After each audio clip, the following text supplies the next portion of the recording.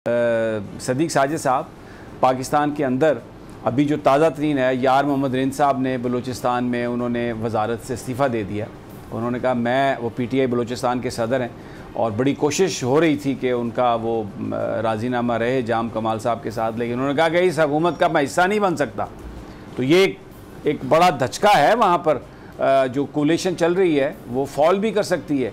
और दूसरी तरफ परवेज़ इलाही साहब की बड़ी मुलाकातें हुई हैं ज़रदारी साहब से, और ज़रदारी साहब की भरपूर कोशिश है कि सराइकी बेल्ट से और सेंट्रल पंजाब से कुछ लोगों को शामिल किया जाए। और लाहौर में वो डेरा जमा के बैठे हैं कि शायद पंजाब गवर्नमेंट जो है उसके हवाले से कोई वो फ़ैसला करना चाहते हैं, कोई दबाव डालना चाहते हैं। क्या आपके पास इत्तला है? बहुत शुक्रिया समी साहब। आपको याद होगा आप ही के प्रोग्राम में हमने बात की थी कि बजट पेश होने के बाद बहुत सी तब्दीलियां होंगी, कुछ लोग पकड़े जाएंगे, कुछ निकल जाएंगे, कुछ बाहर आ जाएंगे। ख्वाजा आसफ की बात भी आपके प्रोग्राम में की थी कि जिस तरह शहबाज शरीफ बाहर आ गए हैं तो वो भी ज़मानत उनकी भी हो गई है, वो भी आ गए हैं। सरदार यार मोहम्मद रिंद वाला जो इशू था वो बिल्कुल आपको याद होगा कि ये पहले भी इस्लामाबाद में आए थे जब असद उमर से इनकी एक पूरे पार्लिमानी वफद के हमरा मुलाकात हुई थी, और कुछ यकीन दहानियों के बाद ये वापस चले गए थे। लेकिन उनकी बनती बिल्कुल नहीं थी जो जाम कमाल हुकूमत है। और अब उन्होंने इसकी वजह यही बनाई कि एक तो उनका जो अपना आबाई हल्का है उसको नज़रअंदाज किया गया। ये जो बजट है एक तरह से वे सारे मामले में अपोजिशन के साथ ही खड़े हुए हमें नज़र आए। अब उन्होंने वजारत से इस्तीफ़ा दे दिया है, तो ये डामाडोल है वहाँ की जो हुकूमत है बलूचिस्तान, जो अवामी पार्टी जिसको बाप कहा जाता है। तो जाम कमाल साहब के लिए एक तरफ तो अपोजिशन की जानब से मुश्किलात हैं, दूसरा ये जो उनके इत्तेहादी हैं वो वहाँ से बाहर निकलते जा रहे हैं। तो अभी तो इससे पहले भी जो एक जो वज़ीर थे साले उनको इन्होंने किया था, फ़ारग किया था, उसकी भी वजारत उन्होंने अपने पास रख ली थी जाम कमाल साहब ने। शायद इसी वजह से बातें की जा रही है कि स्पीकर और जाम कमाल साहब की उनकी भी नहीं बनती, बिल्कुल नहीं बनती। और आप ये देखिए कि ये आलम है कि स्पीकर ने एक इजलास पार्लिमानी लीडर्स का बुलाया था गुज़श्ता दिनों के मामले को तय किया जाए। जो पिछले दिनों जो वहाँ पे मार कुटाई हुई और बजट इजलास के दिन अपोजिशन लीडर्स फिर FIR, सिर्फ यार मोहम्मद रिंद गए, बाकी कोई अपोजिशन का या इत्तेहादियों का या खुद हुकूमत के जो पार्लियामेंट लीडर्स थे वो इस इजलास में शिरकत करने के लिए पहुँचे ही नहीं। असल में जो जाम कमाल के ऊपर सबसे बड़ा एतराज़ है वो यही है कि वो किसी को एतमाद में नहीं लेते अपने फ़ैसलों के ऊपर। अपोजिशन तो चलो ठीक है, नहीं ये हम इस बात में नहीं, मैं देखें ये तो पिछले 3 साल से ऐसा चल रहा है ना। बात ये नहीं है, ये जब हुकूमतें टूटती हैं बनती हैं तो पीछे कोई ना कोई कहानी बड़ी होती है। तो ये एक जो इस वक्त पाकिस्तान में जो एक कॉन्फ्लिक्ट है वो हमें नज़र आ रहा है। बलूचिस्तान में भी मरकज़ की तरफ आ जाते हैं, यहाँ पर मौलाना फजलुर रहमान और नून लीग की आपस में खटपट शुरू हो गई है, क्योंकि उसकी वजह ये बताई जाती है कि जो नून लीग ने जो पीपल्स पार्टी से झगड़ा किया था यूसुफ रज़ा गिलानी की वजह से, तो ये डिमांड नून लीग की थी कि पीपल्स पार्टी माजरत करे तो फिर उसके बाद उसको हम PDM में लेके आगे चलते हैं। और मौलाना फजलुर रहमान बावजूद इसके कि उनकी इस बात पर तहफ़्फ़ुज़ात थे वो नून लीग के साथ खड़े हुए। लेकिन अब शहबाज शरीफ साहब आ गए, शहबाज शरीफ साहब ने पीपल्स पार्टी के साथ पींगे बढ़ाना शुरू कर दी, और यहाँ तक कि वो अब यूसुफ रज़ा गिलानी साहब इज़हार यकजहती करने के लिए उनके पास आते हैं, वो उनका इस्तकबाल करते हैं, उनसे मिलते हैं जुलते हैं। तो मौलाना फजलुर रहमान ने ये बात कही है नून लीग की क़यादत से कि जनाब ये आप बताइए हमें कि लड़ाई आपकी थी उनके साथ जिसकी वजह से मैं आपके साथ खड़ा हुआ। अब आपके जो शहबाज शरीफ साहब जो यहाँ पे सब करता धरता है नून लीग के, वो उनके साथ पींगे बढ़ा रहे हैं। तो ये आप इसको चेक करें, ये आप इसको रोकें और इसका आप इसको हल करें। और इस पर मौलाना की नाराज़गी है, और जो मुझे इत्तला है आप बता सकते हैं कि अगर ये नाराज़गी इसी तरह चलती रही तो जो शहबाज शरीफ साहब ने इलेक्टोरल रिफॉर्म्स पर जो ऑल पार्टीज़ कॉन्फ्रेंस बुलाई है उसमें मौलाना अपना डेलीगेशन भेज सकते हैं, मौलाना ख़ुद हो सकता है शरीक ना हो। बिल्कुल समी साहब, आपने ये सारी सूरत हाल की दुरुस्त अक्कासी भी की है, निशानदेही भी कर दी है। और ये मफाहमत की पिंगें हैं, इसको हम प्यार मोहब्बत की तो नहीं कह सकते, मफाहमत की पिंगें हैं जो बढ़ती जा रही हैं। और ये बिलावल भुट्टो ज़रदारी के कहने पे यूसुफ रज़ा गिलानी उनके पास गए थे जब ये वहाँ पे कौमी असम्बली के हाल में जो कुछ हुआ था, किताबें वगैरह चली थी, आपके सामने है। असल में मेरी इन्फॉर्मेशन के मुताबिक ये जो आप बात कर रहे हैं अपोजिशन की जो कुल जमाती कॉन्फ्रेंस इंतखाबी इस्लाहात के ऊपर, ये कल होनी थी 24 तारीख को तजवीज़ एक तारीख की गई थी।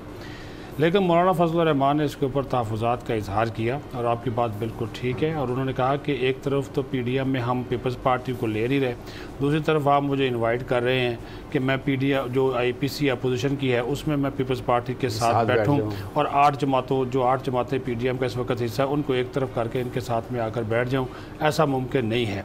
गोया हालांकि शहबाज शरीफ ने जो टेलीफोन किया था बिलावल भुट्टो ज़रदारी को और फजल रहमान को, उसके बाद मरियम औरंगज़ेब साहबा ने जो प्रेस रिलीज जारी की थी तो उसमें उन्होंने कहा था कि खुशाइंद करार दिया जी इस APC को, लेकिन उसके ऊपर भी मौलाना फजल रहमान ने फिर अपनी जान इस तरह छुड़ाई। उन्होंने कहा जी मैं अवेलेबल नहीं होऊंगा इन डेट्स के ऊपर, और वो कल ही चले गए कराची और आज उनकी तबीयत भी नासाज हो गई है और तमाम मसरूफियात जो है वो तर्क कर दी है। तो उनका 3 रोज़ा दौरा है, लेकिन मेरे ज़राए के मुताबिक ये जो दौरा है उनका 1 हफ्ते से भी ज़्यादा का होगा। अब इस सारी सूरत हाल में जो कल मुजवज़ा APC थी वो तो हो गई मुलतवी।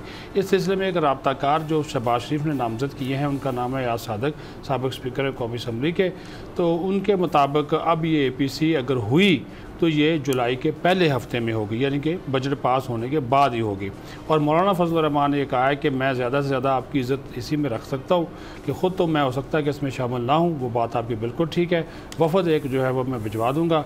लेकिन उन्होंने कहा बात फिर वही है कि जो आपने बात की हूबहू यही बात की कि आपकी वजह से तो हमने ये स्टैंड लिया कि वो ना माफ़ी मांग रहे हैं ना शर्मिंदगी का इजहार कर रहे हैं, और आप जो है उनके साथ पिंगे बढ़ा रहे हैं और मुझे कह रहे हैं मैं उनके साथ APC में आकर बैठ जाऊं, तो फिर जो बाकी ये 6-7 जमातें हमारे साथ इंडिया में इस वक्त इनका हम क्या करें, इनको छोड़कर जो है अगर हम वहाँ पर अच्छा बिल्कुल आपकी बात। मैं आपको आज एक मरियम नवाज साहब आज गई इस्लामाबाद हाई कोर्ट में, वहाँ पर उनकी जो अपीलें थी उसकी समाअत थी, तो आर्गूमेंट कंप्लीट हो गया कि नवाज शरीफ साहब क्योंकि बाहर हैं, मुल्क से इश्तिहारी हैं, उनका केस अलहदा कर दिया जाए और उनका केस उस वक्त सुनाया जब वो वापस आ जाएं। इस पर आर्गूमेंट पूरे हो गए। आज उनकी जमात के उनके नवाज शरीफ साहब के वकील के फ़ैसला इस हवाले से रिज़र्व कर लिया गया, बाद में सुना दिया जाएगा कि क्या अदालत नवाज शरीफ साहब के मुकदमा जो है उसका उनका जो अपील है वो उसकी समाअत तब होगी जब वो वापस आएंगे या अभी किया जाएगा फ़ैसला। वहाँ पर एक मरियम साहबा ने गुफ्तगू की, बिल्कुल एक जो जैसे ख़वातीन औरतें हमारी दुआएं या बद दुआएँ देती हैं ना, मैं चाहता हूँ कि इस पे आप थोड़ा सा कमेंट कीजिएगा। ये बिल्कुल उन्होंने कहा कि बस अल्लाह ताला ही जान छुड़ा सकता है। पहले ये वो ज़रा सुनवा दें फिर इस पे बात करते हैं कि सदीक साजिद कौन से लोग सुकून का सांस ले सकें जिनके ऊपर करप्शन के मुकदमात हैं, जिनको इमरान खान साहब कहते हैं मैं NRO नहीं दूंगा, वो कहते हैं कि ये जिन्होंने इस मुल्क को लूटा, दौलत को लूटा, वो अपनी दौलत वापस करें, उनको जेलों में डालेंगे, वो लोग सांस लेंगे सुख का क्या? ये बिल्कुल एक जनाना सी बात थी कि बस ताड़ा कख न रवे, अल्लाह तेरा ये करे, अल्लाह तेरा जान छुड़ाए साड़ी तेरे, क्या जी था? बिल्कुल, जो हमारे देहातों और गांव में जब इस किस्म की लड़ाइयाँ होती हैं तो वो जो होता है अल्फाज इसी तरह के इस्तेमाल होते हैं। ये तो उन्होंने बाकायदा एक तंज जो है वो जनाना मुझे बिल्कुल वो एक लीडर की बजाय एक खातून लगी जो घर में लड़ती हैं, मियाँ से लड़ती हैं, बच्चों से, सास से, ससुर से, मतलब असल में उनको आजकल बोलने का मौका बहुत कम मिलता है, ट्वीट्स भी बहुत कम हो गए हैं जब से ताया जी जो है वो चाचा जान जो है वो पर मना कर दिया गया है अब्बा जान की तरफ से। जी नहीं, मना भी कर दिया गया है और मौका उनको जब मिलता है तो वो इसी तरह की बातें करते जा रहे हैं। आज उनके चेहरे पे वो रंग नहीं था, आज मायूस, फ्रस्ट्रेटेड और अल्फाज ढूंढ रही थी, कह रही थी पता नहीं मैं इसका क्या कहूँ, इसके बारे में क्या कहूँ। बॉडी लैंग्वेज की आप बात कर रहे हैं, वो भी उनके साथ जो नहीं नज़र आ रही थी। तो ये सारी सिलसिला यही है कि वो ज़ाहिर है आपकी जो बात है करप्शन वाले जो केसेस हैं, NRO वाली चीज़ें हैं, इंतखाबी इस्लाहात है, या जितने भी मामलात इस वक्त जो मफाहमत की चीज़ें हैं उस सारे प्रोसेस से वो हो चुकी है आउट।